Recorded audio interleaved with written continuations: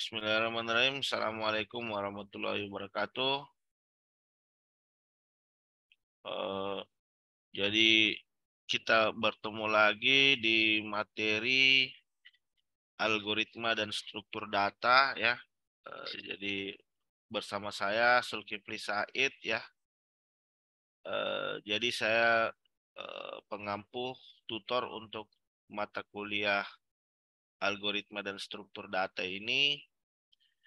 Jadi mungkin kita bisa langsung saya share screen ya terlebih dahulu. Saya share screen terlebih dahulu untuk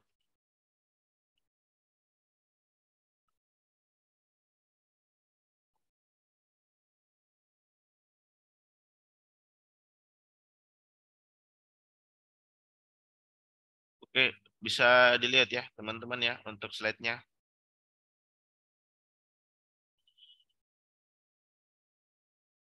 Halo. Jadi di sini saya menggunakan Visual C++ ya. Dev C++ untuk melakukan pengembangan aplikasi ya, pengembangan program dengan menggunakan C++ ya. Jadi untuk teman-teman yang mengikuti materi ini, Anda dapat memastikan dulu bahwa Anda telah menginstal C++ ya. Dan untuk editornya sendiri itu bebas. Teman-teman bisa menggunakan Borland C++, kemudian Dev C++, dan lain sebagainya. Ya, di sini saya menggunakan Dev C++ untuk menuliskan daripada baris code ya yang ada di C++ ya. Jadi sebelum memulai materi, mungkin kita bisa refresh sedikit terkait sintak dasar ya, sintak dasar yang ada di dalam C++ ya. Jadi untuk mendefinisikan coding di dalam Dev C++, maka terlebih dahulu kita perlu import library IOStream ya. Kemudian kita coba menuliskan main function. Jadi di dalam main function inilah selanjutnya kita bisa menuliskan fungsi ya, fungsi yang selanjutnya nanti akan dieksekusi ya. Jadi untuk menampilkan kita bisa menggunakan shout ya. Shout misalkan di sini adalah hello world. Nah, jadi kalau kita sudah selesai menuliskan daripada baris code-nya, maka kita bisa compile. Jadi di sini kita buat directory dulu khusus untuk menyimpan materi algoritma dan struktur data ya.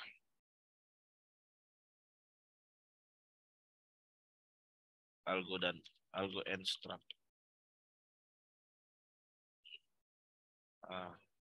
Jadi saya menyimpan di dalam satu directory dengan nama algoritma dan struktur data. Ini adalah latihan 1.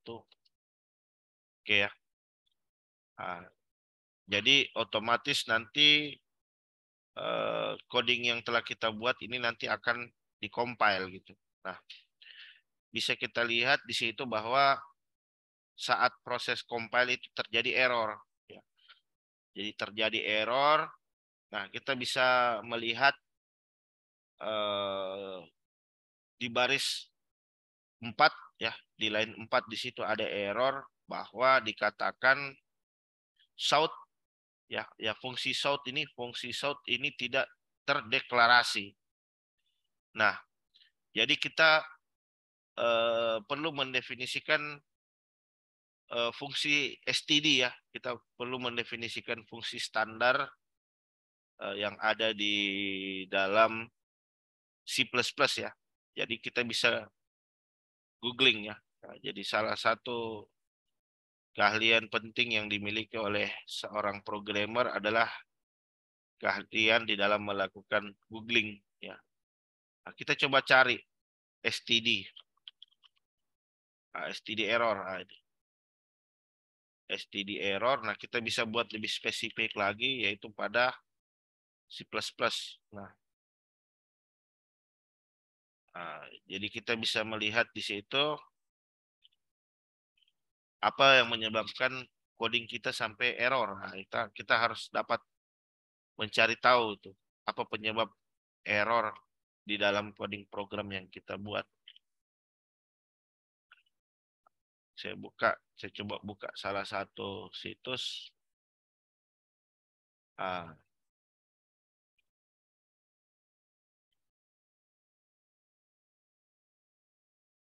oke. Atau salah satu caranya juga yaitu dengan mengcopy ya. Nah, kita bisa copy nih pesan errornya gitu. Agar proses pencariannya itu bisa lebih spesifik gitu. Nah, agar hasil pencariannya bisa lebih spesifik, kita bisa tulis. Kita bisa copy paste gitu, pesan errornya di search engine sehingga nanti dia akan menampilkan outputnya ya. Ya. Ternyata ada pesan error yang sama gitu, yang dialami oleh orang lain bahwa South tidak terdeklarasi ya di dalam scope. Nah, jadi untuk mengatasi hal tersebut ini ada beberapa jawaban. Kita bisa menambahkan di dalam fungsi main itu sebuah argumen yaitu using namespace std. Ah,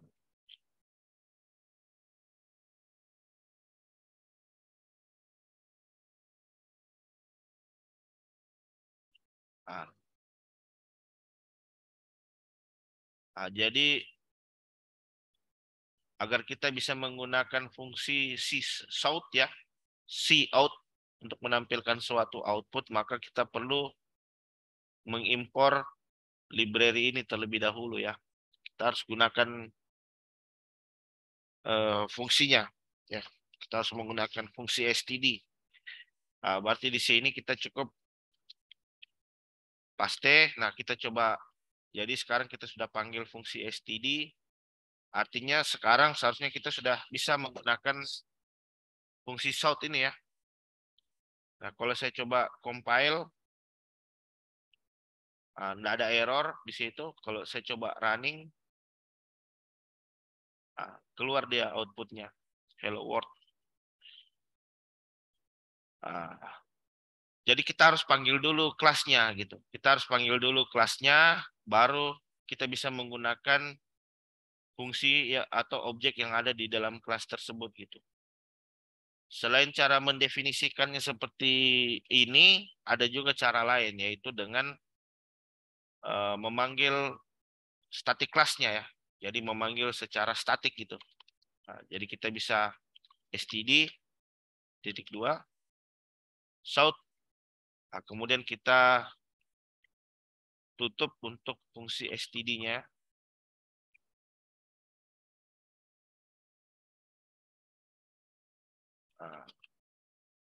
Nah, seperti ini.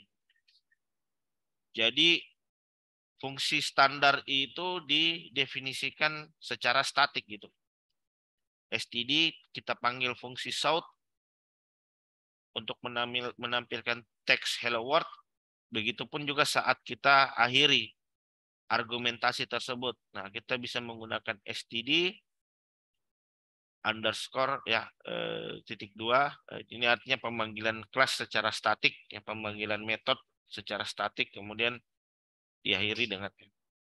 Nah, kita coba compile. Oke, enggak ada error. Kita coba run. Nah, sama hasilnya. Jadi dia menghasilkan hal yang sama ya. Jadi terserah teman-teman apakah teman-teman ingin menggunakan cara yang sama ataukah menggunakan cara yang kedua. Ya, jadi itu refresh sedikit ya, refresh sedikit terkait mengantar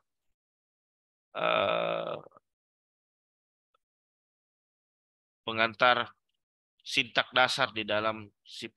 Nah, jadi saya akan menggunakan cara yang pertama ya.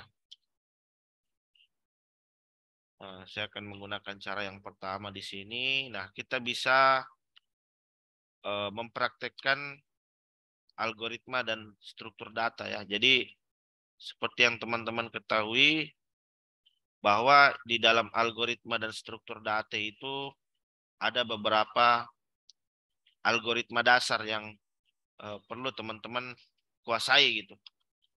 Jadi yang pertama tentu saja terkait array ya.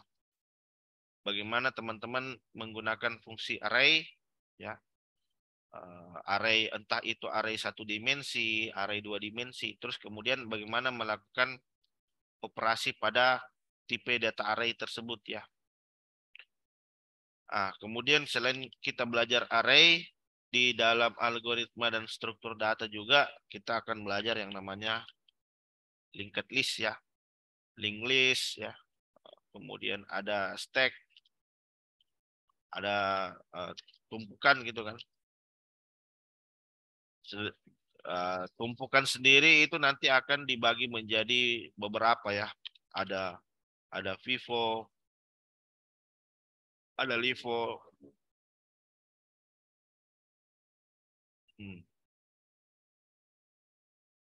dan etc ya.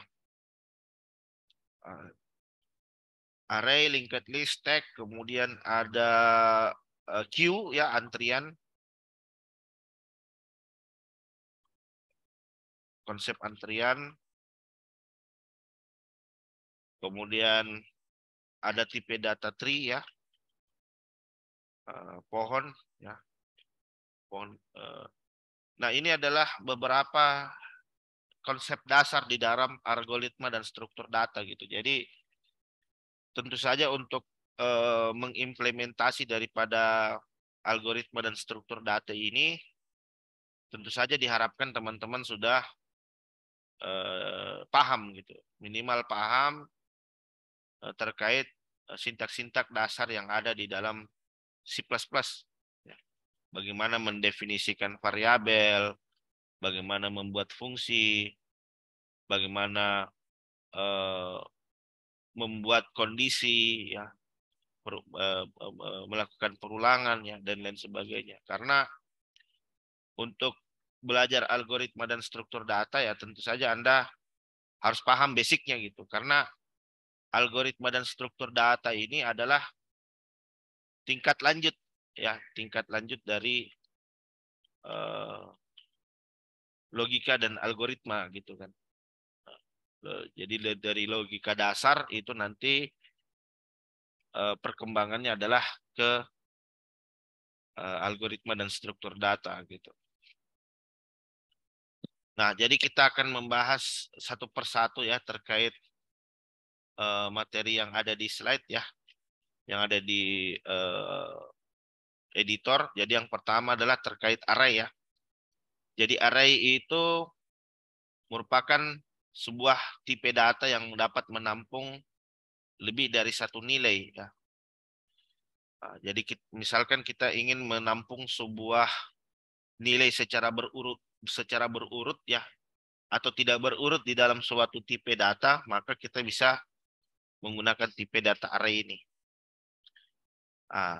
Tentu saja kita perlu mengetahui tipe data dasar ya. Jadi kalau tipe data dasar itu ada integer, ada double, float ya, ada karakter, string ya, dan lain sebagainya. Nah, misalkan di sini saya ingin menampung tipe data integer ya, tipe data untuk bilangan bulat. Misalkan di sini saya sebut integer array ya, integer.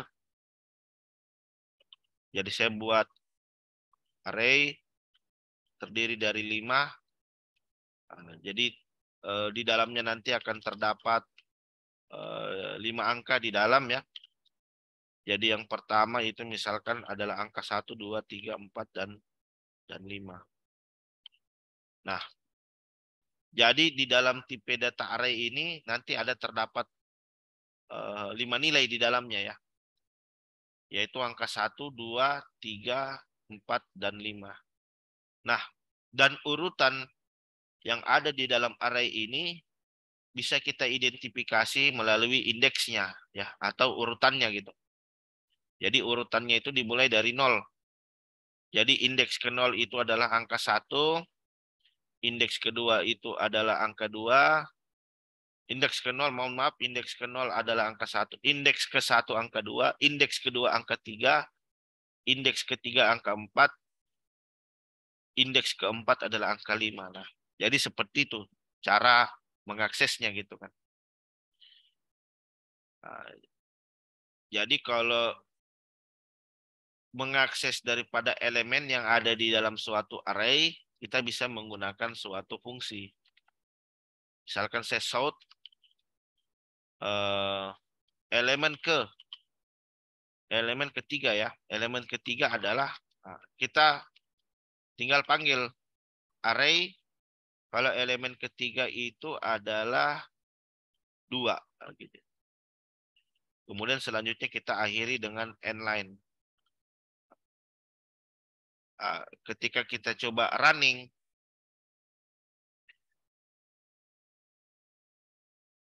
kita coba compile, kita coba running, maka yang ditampilkan adalah nilai 3 ya. Di mana nilai 3 ini ada pada indeks ke-2. Jadi ketika saya merubah nilainya, misalkan saya ingin akses elemen pertama, maka dia akan menampilkan nilai 1 di sini. Maka dia akan menampilkan nilai 1.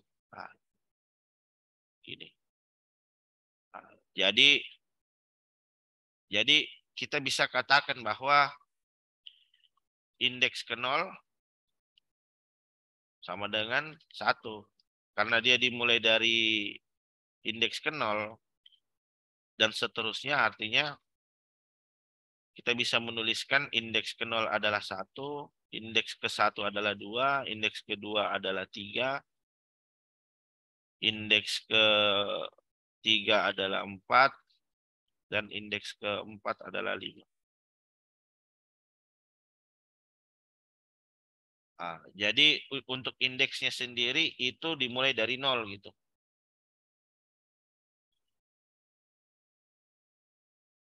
Nah, kemudian kita juga bisa merubah nilai yang ada di dalam suatu array di situ ya. Misalkan kita ingin merubah nilai yang ada pada indeks ke 0 ya, menjadi suatu nilai tertentu. Nah, misalkan di sini kita tinggal panggil array indeks ke berapa. Array indeks ke 0, saya pengen ganti dengan nilai 10. Nah, ketika kita coba lihat,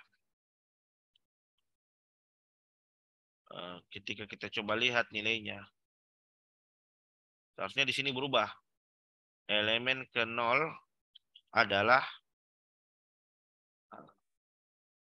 elemen ke 0. Ini elemen ke 0 sebelum. Dan elemen ke 0 setelah. Kita coba lihat perubahannya. Kita compile dulu. Karena bahasa pemrograman ini mengeksekusi dari atas ke bawah ya. Jadi bahasa pemrograman ini tuh dia membaca dari atas ke bawah, dari kiri ke kanan gitu. Artinya dia akan menampilkan dulu pesan yang pertama gitu. Jadi array yang pertama dicetak dulu.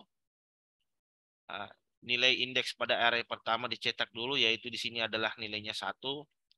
Kemudian di tahap berikutnya akan dicetak lagi nilai array pada elemen ke pertama setelah nilainya dirubah gitu kan. Nah, ketika kita coba compile, saya coba running, execute, compile. Maaf, sudah compile, run. Jadi bisa dilihat di slide bahwa yang tadinya itu nilainya 1, setelah kita rubah dan kita coba cetak lagi, dan sekarang nilainya adalah 10. Gitu ya. Nah, dan kemudian selain itu kita bisa juga misalkan melakukan looping. Kita pengen melakukan looping kepada seluruh nilai yang ada di dalam suatu array gitu kan. Nah, kita pengen looping ke suatu nilai yang ada di dalam suatu array. Nah, jadi kita bisa menggunakan perintah seperti ini. For integer i, ya.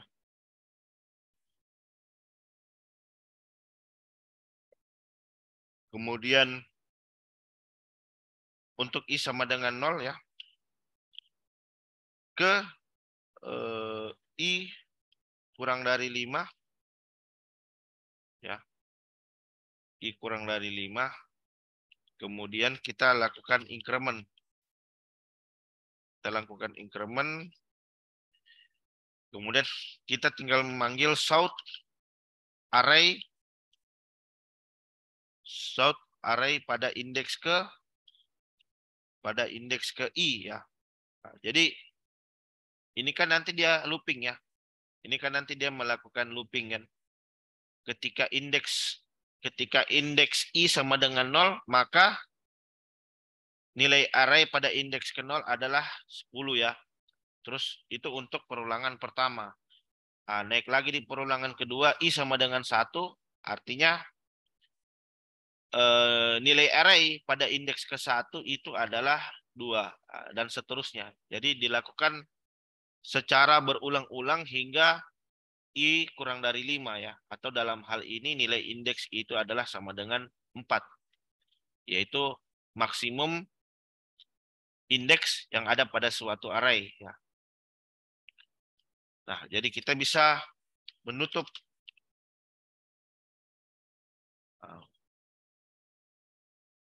Nah, sekarang kita tinggal mencoba menjalankan gitu.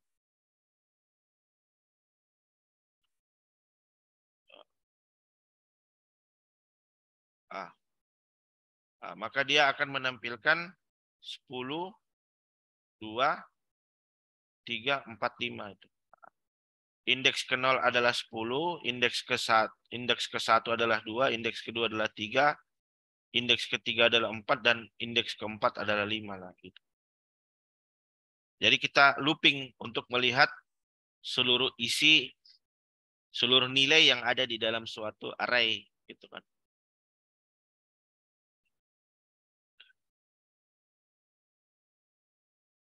Nah,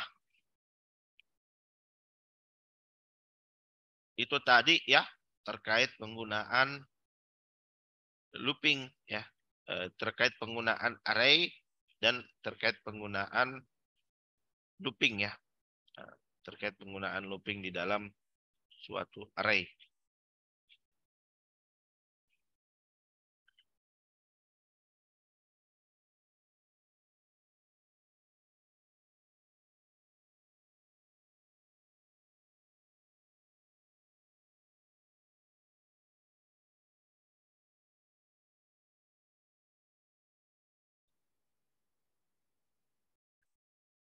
Nah, selain itu kita juga bisa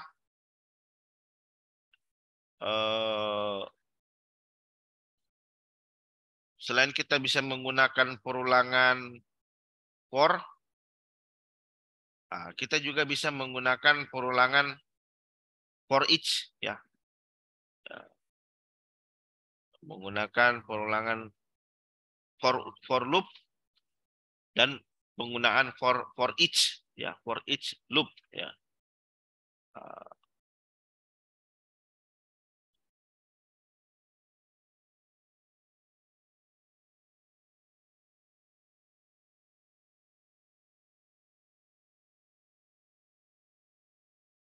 Nah, contoh penggunaan For each itu bisa seperti ini. For misalkan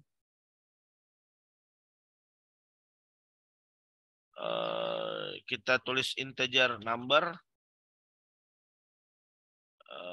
kemudian kita tuliskan di situ adalah array. Nah,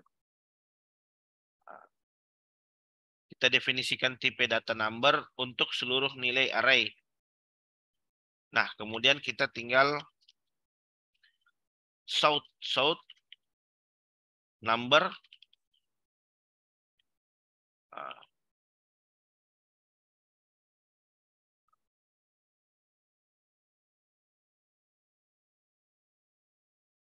Nggak ada error.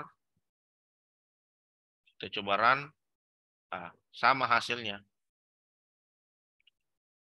Jadi kalau yang pertama itu adalah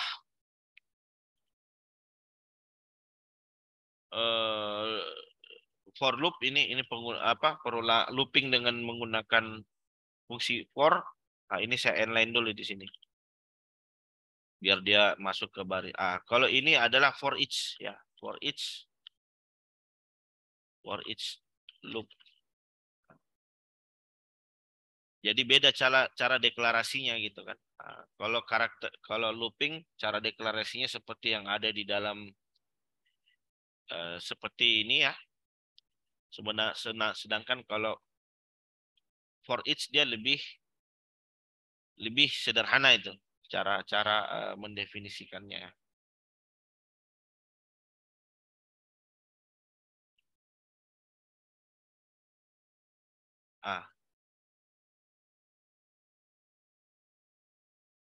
Ini saya buat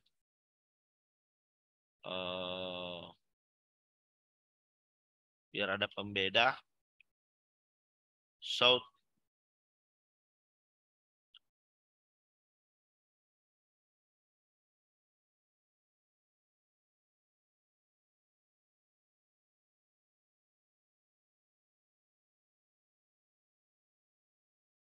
compile. Ada error. Sort, ini kurang.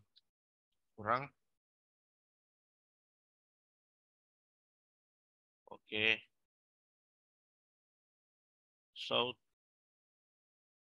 run. Dia akan menghasilkan output yang sama itu. Jadi saya kasih garis pemisah gitu untuk membedakan yang mana for loop dan yang mana for each ya. For each loop. Nah, kemudian selain itu ya, algoritma dan struktur data juga itu membahas terkait penggunaan suatu stack ya, atau linked list ya, dan lain sebagainya gitu. Jadi kita bisa mendemokan ya terkait contoh salah satu daripada metode di dalam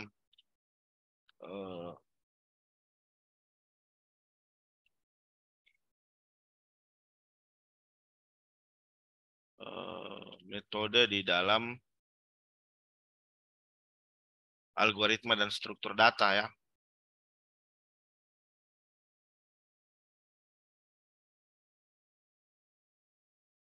Nah, jadi sederhananya jadi saya coba lihat dulu ya, example-nya ya. Contoh untuk stack ya, stack C++.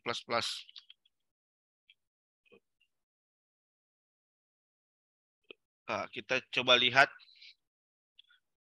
Jadi stack ini adalah bagaimana kita menumpuk suatu nilai di dalam, memasukkan suatu nilai di dalam suatu tumpukan gitu, atau yang kita sebut dengan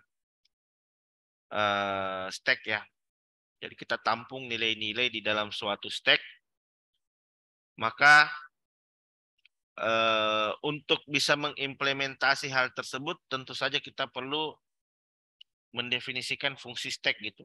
Nah, jadi fungsi stack di sini kan ada fungsi untuk melakukan insert data ya ke dalam suatu stack. Kemudian ada fungsi untuk mengeluarkan data. ada fungsi untuk melihat data terakhir, ya, melihat data teratas, data terbawah, mengetahui berapa jumlah elemen yang ada di dalam suatu tumpukan, ya. Jadi untuk stack itu sendiri dia dibagi menjadi dua, ya. Jadi ada dua jenis stack yang ada.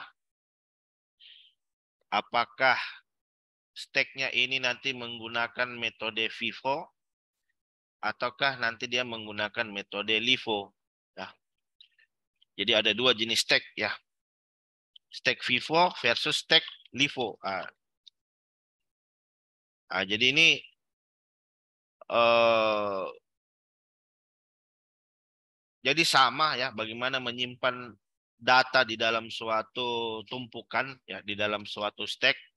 Namun yang membedakan di sini adalah kalau FIFO, ya, data yang masuk ke dalam tumpukan, ya, data pertama yang masuk ke dalam sebuah stack, maka data itu yang pertama kali keluar itu. Ya, jadi ada FIFO, first in, first out. Jadi yang pertama masuk adalah yang pertama kali keluar gitu.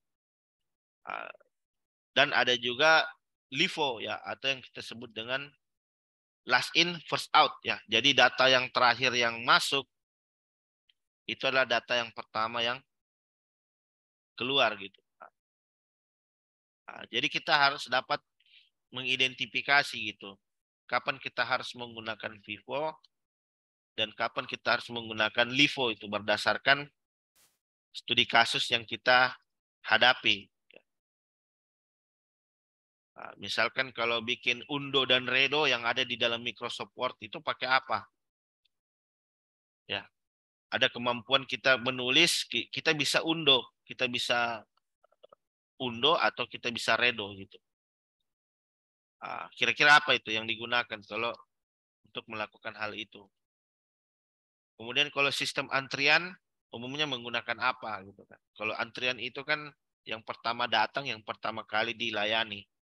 Berarti dia menggunakan FIFO kan? Ah, jadi itu adalah erat kaitannya dengan metode yang dapat kita implementasi di sana, ya. Jadi kita bisa lihat cukup banyak ilustrasi yang bisa kita gunakan di situ, ya. Nah, ini cukup banyak ilustrasi yang bisa kita gunakan untuk mengimplementasi daripada suatu stack, ya.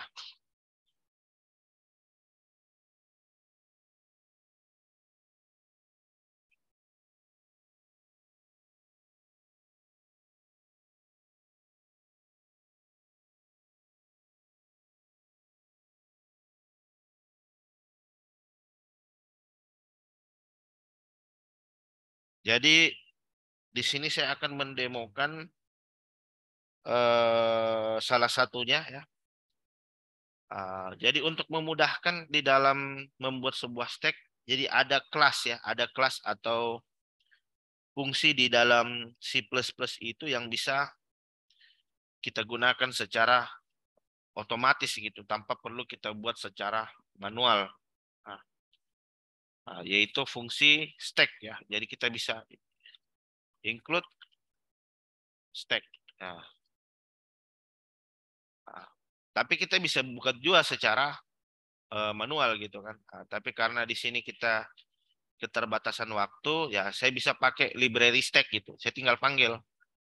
Kemudian nanti saya tinggal menggunakan daripada library tersebut untuk mensimulasikan dari proses stack, ya. Jadi kita buat stack, tipe datanya. Saya pengen buat sebuah stack, ya, sebuah tumpukan dengan tipe data integer gitu. Saya beri nama variabelnya sebagai st, stack. Nah, kemudian kita bisa lihat ilustrasinya di gambar. Ini yang mudah, ya, yang mudah dipahami. Jadi kalau kita melihat ilustrasinya di gambar, nah ini saya pakai gambar ini. Jadi kalau kita lihat di gambar, kita bisa menggunakan fungsi push. Kita bisa menggunakan fungsi push untuk memasukkan suatu elemen ke dalam stack. Kemudian kita juga bisa mengeluarkan elemen tersebut dengan menggunakan fungsi pop. Jadi fungsi pop di sini adalah fungsi untuk mengeluarkan elemen yang ada di dalam suatu array. Nah, jadi di sini saya bisa menuliskan seperti ini. st push. Saya masukkan nilai ke dalam suatu stack. Misalkan saya masukkan nilai 10. Ini adalah nilai pertama. Kemudian saya masukkan lagi untuk nilai kedua. Nilainya adalah 20. st push ini adalah 35 misalkan. Kita buat random ya datanya. 27 gitu kan. Kemudian st push 55. Artinya keempat data ini sekarang sudah ada di dalam stack ya. Sudah ada di dalam stack. Jadi ada 4 nilai yang masuk. Nah, kita pengen lihat data terakhir ya. Data terakhir yang kita miliki di dalam suatu stack. Elemen teratas adalah kita bisa memanggil fungsi top ya. Jadi fungsi top di sini untuk mengetahui nilai teratas dari suatu tumpukan. Kemudian setelah itu bisa kita inline gitu. Jadi kalau saya coba eksekusi, ini saya buat garis pemisah dulu ini biar membedakan ya. Ketika saya compile, kemudian saya running, bisa dilihat di situ bahwa nilai terakhir yang masuk itu adalah 55. Ini sesuai dengan output yang ditampilkan oleh terminal bahwa elemen teratas adalah 55 gitu. Elemen teratas adalah 55. Nah, misalkan kita sudah punya 4 nilai dan nilai yang teratas adalah 55 gitu. Berarti bisa dipastikan nilai yang paling berada di posisi bawah adalah 10 ya. Karena dia pertama kali dimasukkan berarti dia ada di posisi paling bawah gitu. Nah, jadi kalau saya coba mengeluarkan nilainya step up, artinya kita mengeluarkan nilai 55 gitu. Kalau kita print lagi, artinya nilai terakhirnya itu sekarang sudah bukan 55 lagi, tapi 35. Kita coba melakukan pembuktian ya. Kita coba melakukan pembuktian atau proof of concept gitu kan.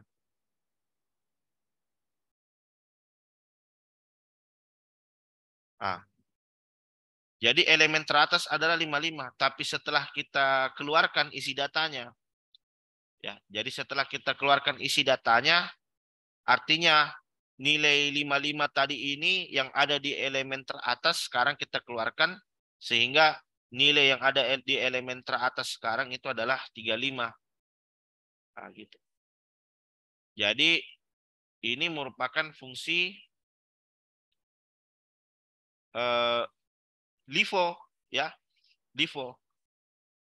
Last in, first out ya. Jadi data terakhir itu yang pertama kali keluar. Jadi kalau kita lakukan pop, jadi yang pertama kita keluarkan adalah 55. Kemudian kita pop lagi, berarti kita keluarkan 35 gitu. Jadi inilah yang dimaksud dengan LIFO, last in, first out.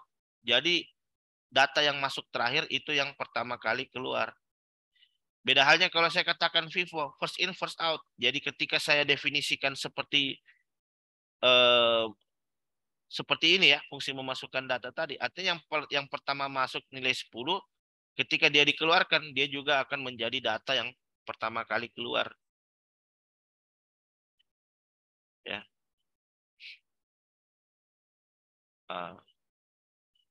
Jadi kita bisa bikin kondisi gitu. Kita bisa bikin kondisi untuk mengetahui nilai yang ada di dalam suatu array. Ya. Jadi kita bisa pakai perulangan while. While st is not empty ya. While variabel stack tidak kosong, maka kita pengen mengeluarkan shout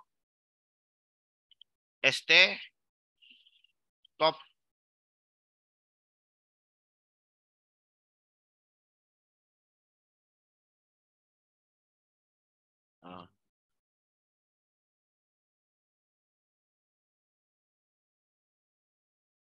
kemudian kita pop. Jadi kita pengen lihat dulu, kita tampilkan seluruh elemen yang ada di dalam suatu stack ya, kalau dia tidak kosong. Setelah kita tampilkan, baru kemudian kita keluarkan isinya. Begitu lagi pada tahap perulangan berikutnya gitu kan. Nah, jadi kalau saya coba running,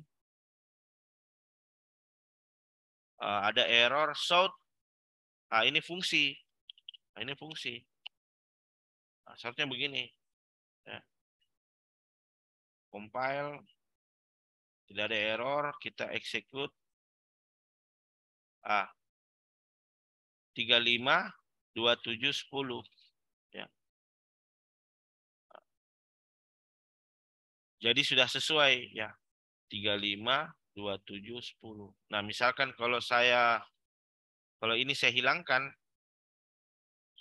atau ini saya kasih komentar, nah, seperti ini, maka baris ini tidak akan dieksekusi kan. Berarti fungsi perulangan ini akan mencetak seluruh nilai. Jadi dia akan mencetak nilai 55, 35, 27, 10 kan. Coba kita tes.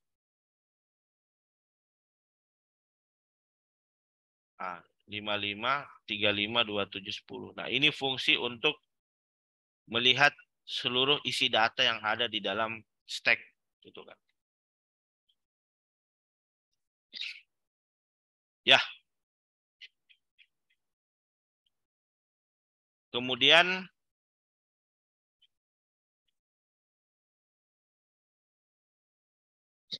untuk implementasi dari LIFO itu silakan ya teman-teman nanti bisa implementasi terkait seperti apa penggunaan LIFO. Jadi menurut saya tidak jauh berbeda gitu. Yang membedakan hanya cara bagaimana data itu dikeluarkan. Ya, bagaimana selanjutnya data itu dikeluarkan dari sebuah tumpukan ya atau suatu stack ya. Jadi pesan saya kepada teman-teman mahasiswa yang memprogram daripada mata kuliah ini agar latihan gitu, ada sering-sering latihan. Jadi yang paling utama di sini Anda harus paham terkait seperti apa fundamentalnya gitu. Anda harus paham dulu seperti apa fundamental daripada programming ya. Misalkan tadi cara mendefinisikan variabel, cara mendefinisikan tipe data, kemudian bagaimana melakukan perulangan kondisi ya, bagaimana melakukan pengecekan kondisi, perulangan, mengkombinasi dari keduanya ya, melakukan perulangan dan pengecekan kondisi, bagaimana melakukan operasi aritmatika dan lain sebagainya gitu kan. Sehingga tentu saja ini nanti akan menjadi fondasi untuk bisa belajar struktur data gitu. Nah, ini akan menjadi fondasi untuk bisa mempelajari terkait struktur data ya. Jadi silakan ya teman-teman untuk